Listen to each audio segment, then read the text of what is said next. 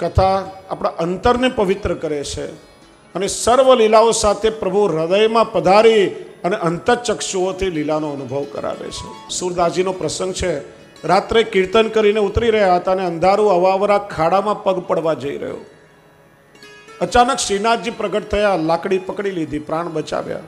સુરદાસજી વિચારે કે રાત્રિના સમયમાં આ નિર્જન સ્થાનમાં કોઈ મનુષ્યનું બાળક ના આવી શકે, મને બચાવનાર નક્કી મારા શ્રીજી બાવા જોવા જોઈએ. લાવને પ્રભુનો હસ્ત પકડી લો.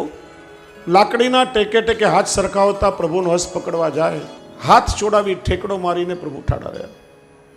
મલક મલક હસવા લાગ્યા. ત્યારે સુરદાસજીએ બે પંક્તિનું બહુ સુંદર પદ ગાયું. બાહે છુડા કે જાત હો નિર્બલ જાન કે મોહે, હૃદય છોડ જો જા સકો તો મરદ બખાનું તો હે. મને અશક્ત જાણીને, નિર્બળ જાણીને હાથ છોડીને તો ભાગો છો, હૃદય છોડીને જાઓ તો કહું તમે મરદના દીકરા છો.